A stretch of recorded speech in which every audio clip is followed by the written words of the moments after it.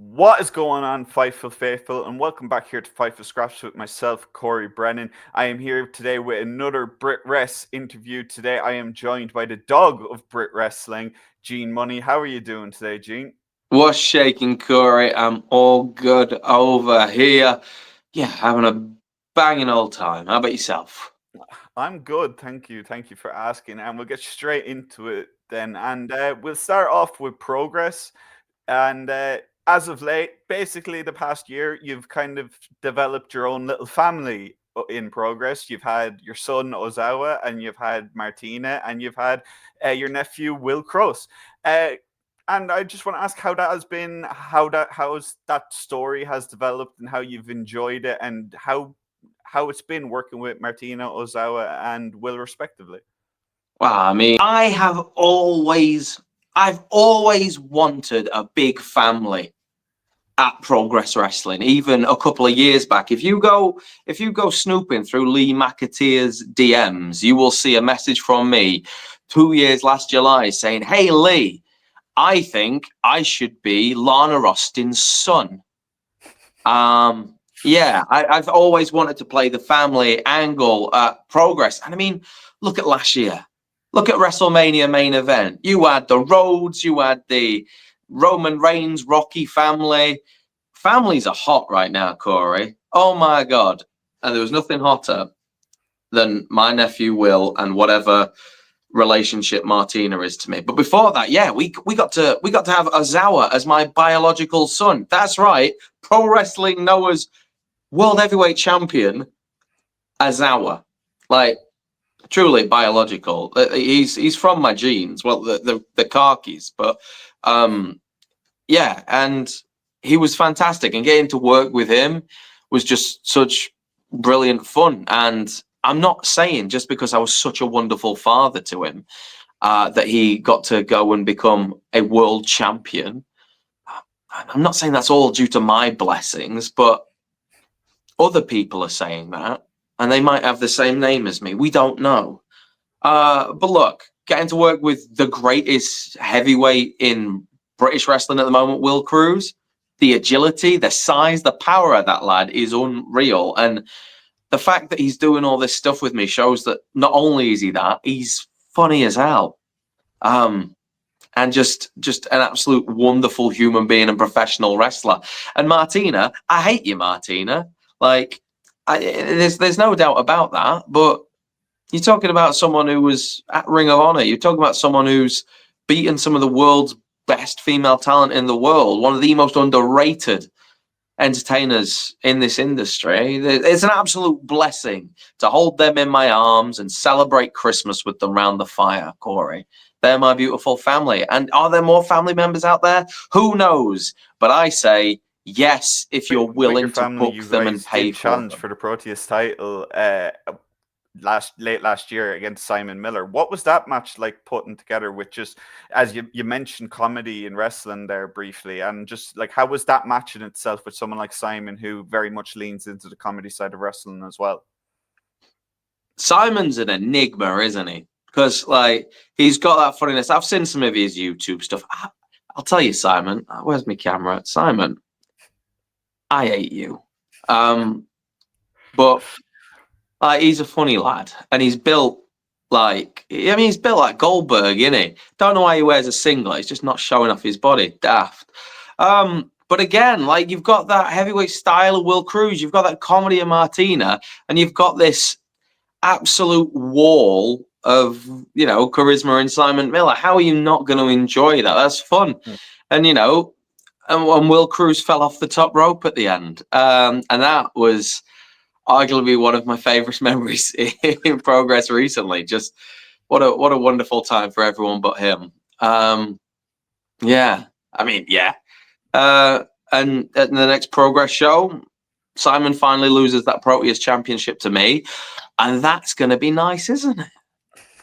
Absolutely. And straying a bit away from Progress for a bit, another promotion that you've been very consistent in is North Wrestling, Hell yeah. which has been growing quite a bit, I think, in the last year or just in the last year's span. Just more shows, more the streaming service, everything going live, and as of late, you've had a rivalry with Leon Slater and Liam Slater. You've challenged for the North title. You teamed with Emerson Jane to take them both on.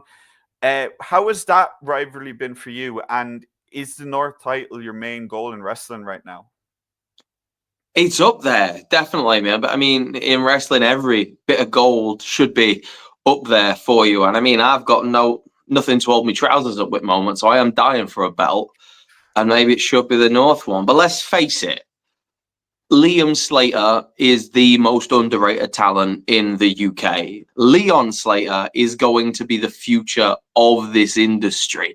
There's no doubt about it. And so to be able to, on an almost monthly basis, go in there and batter them has always been just such a joy to work with. Like, I call myself the best in show, and when you get in the ring with guys like that, they really bring it out of you. I won't be able to call myself that without people like that in that ring. And North, like you said, it is the hottest wrestling show in the UK right now. Like, selling out all their shows at the coolest venue at the Anarchy Brewery.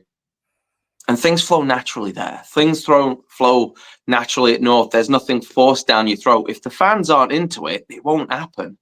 Like, yeah. And if the fans are getting into it, it can change plans absolutely constantly. Talking to Leon, I was his first match at North Wrestling in a tag team tournament. He was a replacement for Visage because Visage was, I believe, unwell. So Leon and Doris ended up winning that entire tag team tournament. And he was chosen as a last-minute replacement in that match because that is how much, the fans really affect what happens at North. What a wonderful place. And you've had some other great experiences in North, I imagine, last year in January. And we've talked, like, as we've mentioned a couple times, about comedy and wrestling. Someone who's parlayed that into kind of just an absolute, like, just whirlwind of momentum is Joe Hendry. And you actually wrestled Joe January last year in North. So just reflecting back on that and seeing Joe's growth, even in the last year since that match, what was that experience like for you? Joe is like the most famous man right now. It's insane. Yeah. Like, I've known Joe for years. I only actually got to wrestle him for the first time 2023 at Discovery up in Edinburgh. Great promotion. Check them out. And then due to some funny business, Joseph, I ended up wrestling him later that year and dethroning him as the TNA, not the TNA, I've got my words mixed up, as the Discovery Y Division champion. I am, and I don't care if he wants to keep this a secret, the only person to kick out of his standing ovation. That's me right there. But Joe's the man. Joe's the man. Like you say, he's someone who gets the ball and he doesn't just run with it. He takes it all. It's gone. The ball is out of sight now. Like, you gave him it and he hasn't stopped running and he's just getting quicker. And I don't understand how he's just keeping this up because he's done so well. And there's no one in British wrestling who ain't happy for that lad right now. But wrestling at North, we got to turn the tables because I was sporting my more villainous outfit, and Joe was the most famous man on earth. Everyone was just going, and I mean, everyone knows him. Everyone knows him. Joe's fantastic. It's always fun working with Joe. He's never sang a song about me, and it breaks my heart. I always want to be serenaded by my opponent, and it is yet to happen. But yeah, and again, North's somewhere that gives you those opportunities. Big thankful for that. And circling back a little, not quite progress, but when Noah had their UK tour last year, you did wrestle as part of that. You wrestled several Noah stars. Would a possible excursion over to Japan kind of and flip the tables and be on their home turf be something you'd like to do in the future? Oh, absolutely. I would love the opportunity to wrestle out there in Japan with Noah because I had the absolute best time on the UK Noah tour. I don't know how or why it happened, because I'm definitely not a Noah wrestler. I have no idea why I was there. But Edinburgh, Manchester, London, I was on the heavyweight singles run. I was the only wrestler who wrestled 3 singles matches on that. And what a blast. Absolute what a blast. And oh God, the opportunity to wear nipple tassel and pick somebody's nose in the land of the rising sun. Oh, just bring it at me. I love that. But it was just, what a fever dream that entire thing was. I don't know why I was there. Yeah, Grado teaming with Marufuji in just, I don't know who pressed random mode on the wrestling video game, but Jesus Christ, they got it. Absolutely. And another place that you've kind of made a home away from home almost is RCW down in Cork in Ireland. And you've had several appearances there. What are your thoughts on RCW as a promotion and Irish fans? Oh, Rebel County's the best, man. There's somebody who brought me over, treat me like an absolute star, and has one of the best locker rooms going. You look at the just talent those guys have got. Just really good guys putting on a really good show in front of a fantastic audience. And the venue itself is like this. It's like this old ballroom, but it's like staggered, so everybody gets a view. It is beautiful and it's fantastic. And I think if you're into the Irish scene and you've not been to RCW, like, change that. Get yourself to an RCW show at the PAV. Like, you will not regret it. And you mentioned that kind of like as I think a lot of people would even admit in Ireland, RCW is not the #1 promotion in Ireland, but another promotion in Ireland you have wrestled at is Fight Factory. Just same kind of question for that. Like, what was that experience like? Fight Factory obviously has been the producer of so many talents: LJ Cleary, Debbie Keitel, and so on. What was that experience like for you? Fight Factory is amazing, and every opportunity I get to go across there is a blessing, because you've got one of the hardest working locker rooms in there. Like you say, you talk about the talent they have produced and that they are constantly producing. It's incredible, and you can see that hunger in every single person on the card. And they'll just do random surprises on their show. To say it's, some people might, say, oh, it's a training school show or whatever. No, it's not. They'll randomly pull out a Mark Andrews without promoting him. They pulled out James Storm without promoting him. This is the opportunity they give to people who deserve it. And like, if they're not in the conversation, like, then you're having the wrong conversations. And RCW and Fight Factory aren't the only promotions you've been in Ireland. Obviously, OTT, one of the biggest promotions in Europe, undoubtedly the biggest promotion in Ireland currently. The last time you were in OTT was in 2022. You did face off with Sammy D. Sammy D is someone who would later become the OTT World Champion. He's still one of the biggest stars in OTT. Looks like he's going to be wrestling Pete Dunne next. But for yourself, is there a desire to return to OTT given the chance? And is there anyone you'd like to wrestle if you got that chance? Oh, hell yeah. I'd love to be back at OTT. I only got one shot before and I absolutely loved it. They're a standard bearer. Let's face it. They have someone who's kept consistency with what their message is, who they are, and what they do. And I just think that's such a rare thing in this industry. Like with Finn Balor and JD returning last year at the anniversary, who else is putting WWE stars out there against homegrown talent? It's good for everyone. And like with them in Wolves now, it's good for the UK scene. And you want to see more of that, like, investment in a company. And I only got the one time there. I mean, with me, like, I'm a character wrestler. I'm a comedy wrestler. I'm someone there to give you the giggles and give you a fun time, and then maybe hit someone really hard. That's kind of me shtick.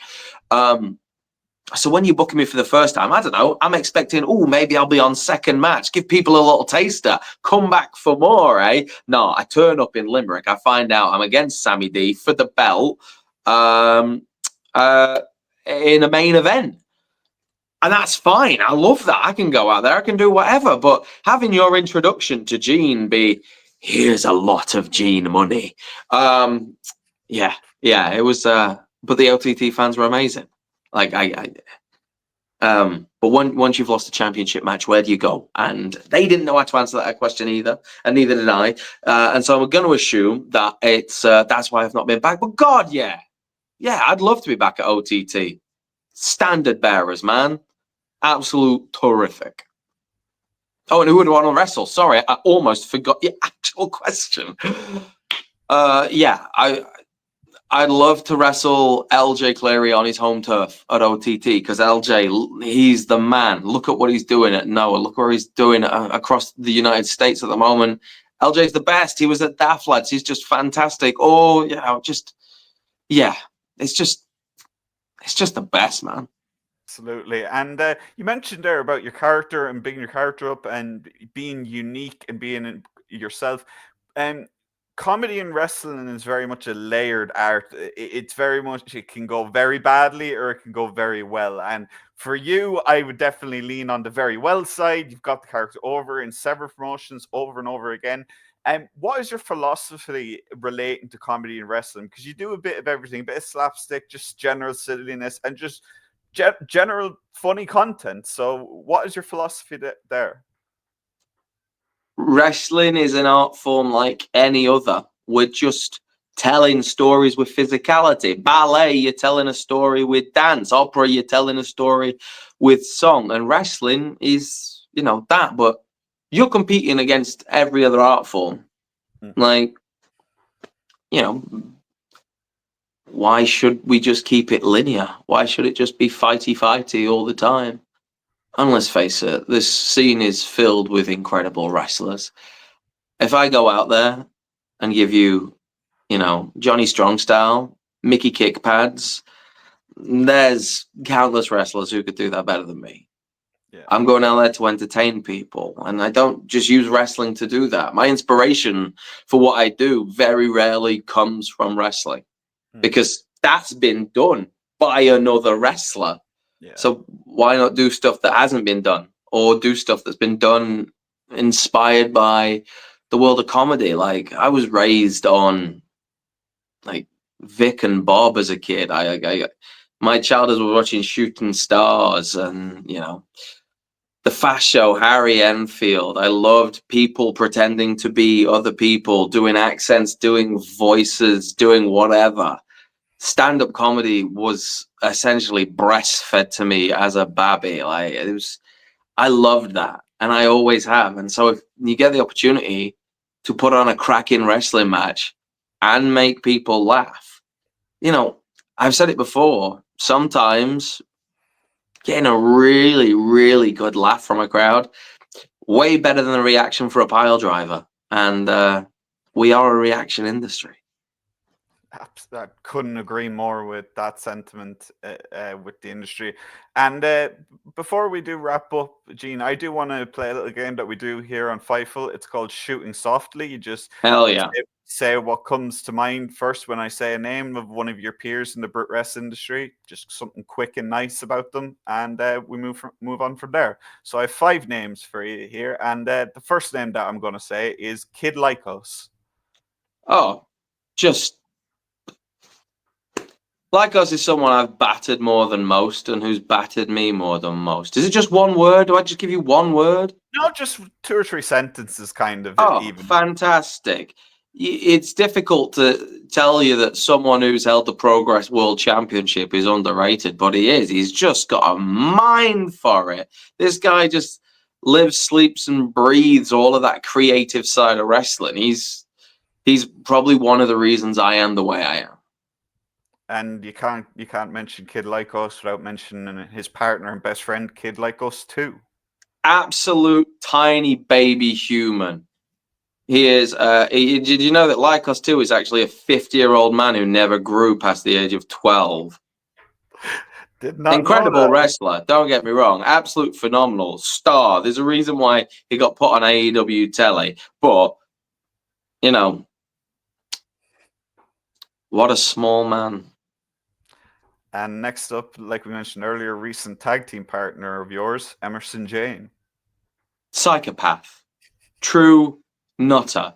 It's the third time I've teamed with Emerson Jane, and every time I am terrified for her safety because she is willing to do, and it's going to sound like a massive cliche, she is willing to do whatever it takes. She's willing to put it all on the line, but she actually is, and it's mental. You go out there and you're teaming with her. You're like, I really need to up my game because nobody's going to remember me because she just set fire to herself and did 17 backflips through a table.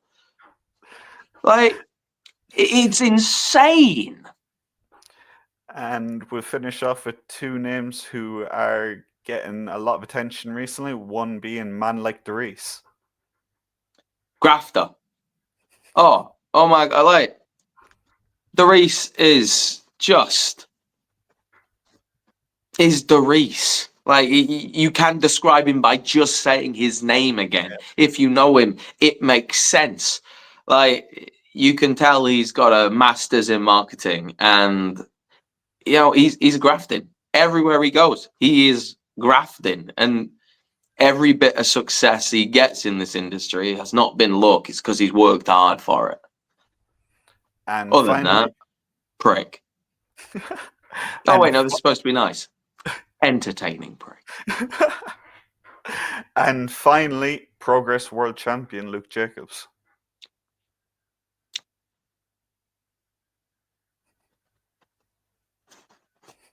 I mean, I can't say anything bad about another man willing to lariat somebody so hard that shit somebody else's pants. Luke is a magician in this ring. He is like Emerson in the way that he's willing to do whatever it takes, but in a very different way. He is just incredible at what he does. And again, another future star of this industry, not just in the UK, everywhere. And thank you so much for sitting down for this interview today, Gene. You've been absolutely brilliant, hilarious as always. And just, do you want to plug where people can come find you next, where they can find you on social media? Absolutely. You can find me in some places. Other than that, you can follow me at I'm So Money, at IMSUMUNNY.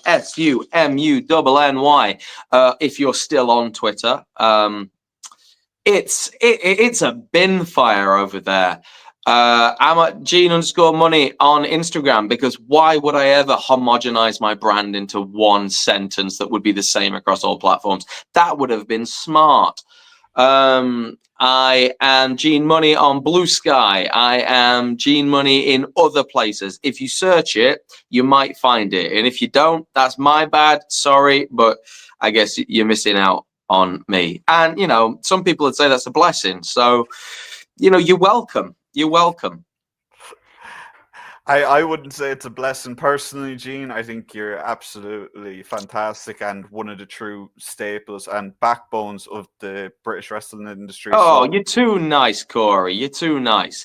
If it's a scoliosis-ridden backbone, but it's here and it's working. It's still functional.